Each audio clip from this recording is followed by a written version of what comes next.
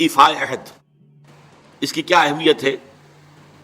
ایک حدیث حضور کے جو خادم خاص تھے حضرت انس بن مالک رضی اللہ تعالی عنہ، تقریباً 9 برس تک مدنی زندگی جو ہے اس میں وہ حضور کے ذاتی خادم کی حیثیت سے رہے، اور ان کا کہنا یہ ہے کہ قلما خطبنا رسول اللہ صلی اللہ علیہ وسلم الا قال لا ایمان لمن لا امانۃ له ولا دین لمن لا عہد له۔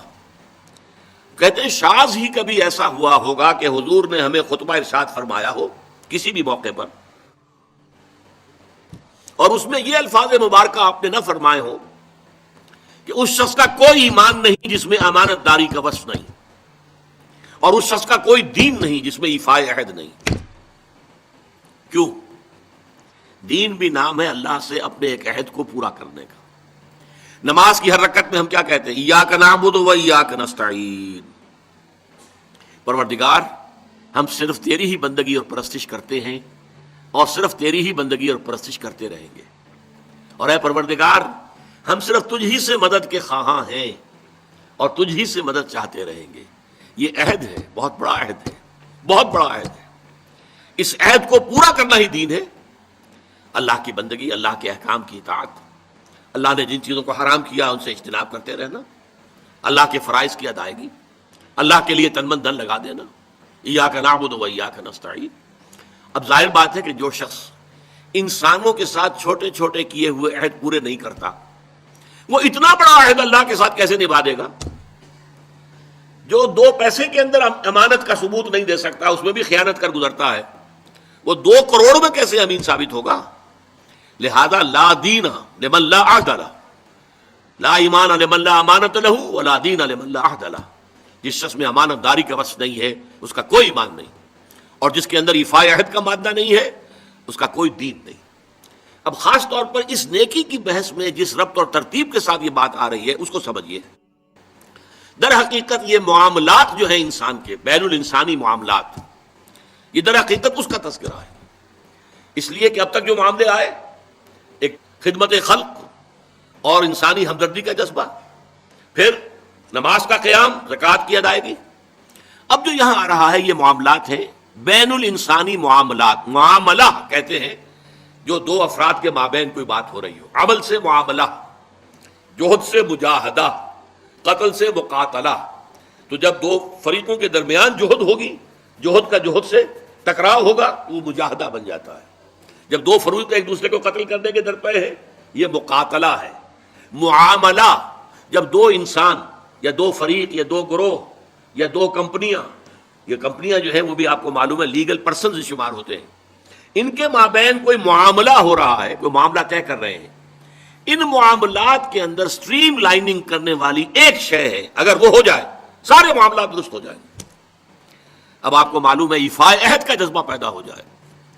دیکھیے معاملات کی میں آپ سے وضاحت کروں، ایک شخص امپلائر ہے، ایک امپلائی ہے، ان کے درمیان ایک کانٹریکٹ ہے، یہ ریمونریشنز ملیں گی، یہ مراعات، یہ مفادات، یہ تنخواہ، یہ کام تمہیں کرنے ہیں۔ اب اگر ایک شخص پوری تندہی کے ساتھ وہ کام نہیں کرتا تو وہ حرام خوری کر رہا ہے، ایفاء عہد نہیں کر رہا۔ ایفاء عہد کا تقاضا یہ ہوگا کہ کوئی سپروائز کرنے والا ہے یا نہیں ہے، کوئی دیکھنے والا ہے یا نہیں ہے، وہ اپنے معاہدے کے اندر بندھے ہونے کی بنیاد پر کام کرے، اور حتی الامکان اپنی جو بہترین صلاحیتیں ہیں وہ۔ اسی طرح چھوٹا سا معاملہ ہے، آپ نے ایک شخص کو مزدور کے طور پر رکھا ہے، شام کو 100 روپے آپ نے دینے ہیں، یہ ایک معاہدہ ہے، طے ہو گیا۔ اب یہ مزدور اگر کام چور ہے کہ اگر تو کوئی دیکھنے والا ہے تو کام کر رہا ہے، اور اگر کوئی دیکھ نہیں رہا ہے تو بیٹھ گیا، تو یہ بے ایمانی کر رہا ہے، یہ وعدہ خلافی کر رہا ہے۔ اسے اپنے اس وقت کے اندر اپنی پوری توانائی، پوری توجہ کے ساتھ، اس لیے نہیں کہ کوئی مجھے دیکھنے والا ہے، بلکہ اس لیے کہ میں تو اپنے عہد کا پابند ہوں، میں نے معاہدہ کیا۔ یہ میں نے سب سے چھوٹی مثالیں دے دی، اس سے اوپر آئیے۔ شادی کیا ہے؟ سوشل میرج، یہ سوشل کانٹریکٹ ہے۔ میرج کیا ہے؟ ایک مرد ایک عورت، اس کے درمیان معاہدہ ہے، ساری عمر کا نباہ کرنا ہے، بیوی کے یہ فرائض ہیں جو اسے ادا کرنے ہیں، شوہر کی یہ ذمہ داری ہے، اس کے نان نفقے کا وہ ذمہ دار ہے، اس کے لیے سکنا فراہم کرنا اس کے ذمے ہے، اس کے لیے رہائش کا بندوبست کرنا اس کے ذمے ہے، نان نفقہ اس کے ذمے ہے، بیوی کے یہ فرائض ہیں جو اسے ادا کرنے ہیں۔ اب یہ در حقیقت ایک سوشل کانٹریکٹ ہے۔ اگر کوئی بھی اس کے اندر خیانت کا ارتکاب کر رہا ہے، تو اس نے اپنے عہد کی خلاف ورزی کی۔ اسی طرح دیکھیے بہت سے معاہدے ہوتے ہیں جو ریٹن نہیں ہوتے، طے شدہ نہیں ہوتے۔ اولاد اور والدین میں بھی ایک معاہدہ ہوتا ہے، امپلائڈ ہے وہ کیا معاہدہ ہے؟ والدین اپنی جوانی میں اپنے آپ کو انویسٹ کرتے ہیں اپنی اولاد میں، ان کی تعلیم ہے، ان کی تربیت ہے، ان کو کھلانا ہے، ان کو پلانا ہے، ان کے لیے کپڑے کا بندوبست ہے، وہ اپنی ساری توانائیاں جو ہے لگا رہے ہیں ان کو پالنے پوسنے میں۔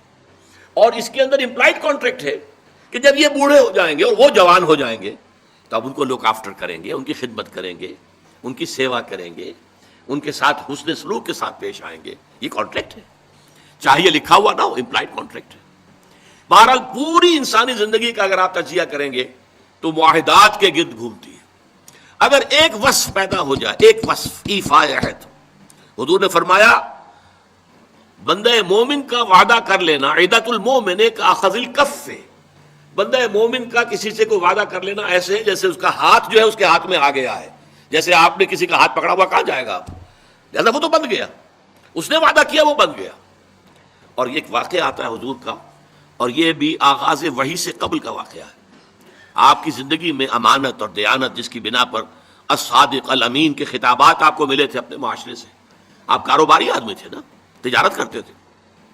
ایک شخص سے کوئی بات ہو رہی تھی معاملے کی، کسی سودے کی، اس نے کہا کہ ذرا اے محمد آپ انتظار کیجئے میرا یہاں پر، میں ابھی آتا ہوں۔ وہ جا کر اپنے کاموں میں ایسا مصروف ہو گیا بھول گیا۔ حدیث میں ثلاثہ کا لفظ آیا، 3 کے بعد یاد آیا اسے، اور عام شارحین کا یہ کہنا ہے 3 دن کے بعد۔ وہ بھولا رہا، اچانک یاد آیا، میں نے تو وعدہ کیا تھا محمد سے صلی اللہ علیہ وسلم کہ آپ یہاں میرا ذرا انتظار کیجئے میں ابھی آتا ہوں۔ وہ اسی طریقے سے گھبرایا ہوا گیا تو حضور وہیں تشریف فرما تھے۔ 3 دن اس نے معذرت پیش کی، کہا میں بھول گیا۔ تو حضور نے فرمایا میں تو اپنے عہد کا بندھا ہوا تھا، میں نے تم سے وعدہ کیا تھا کہ میں یہاں تمہارا انتظار کروں گا، میں کر رہا ہوں۔ تو یہ ہے اصل میں، اور جیسا کہ قرآن مجید میں اسی سورہ بنی اسرائیل میں آیا ہے ان العہد کان مسئولا، یہ عہد جو ہے اس کی تو اللہ تعالیٰ کیا مسئولیت ہے، جواب دہی ہوگی، پوچھ گچھ ہوگی۔ تو یہ ہے معاملہ، معاملات انسانی میں نیکی کا وہ جذبہ جو ہے وہ خاص طور پر جو ظاہر ہوگا وہ ایفاء عہد کے حوالے سے تمام معاملات، بین الانسانی تعلقات اور تمام معاملات کے اندر سٹریم لائننگ کرنا۔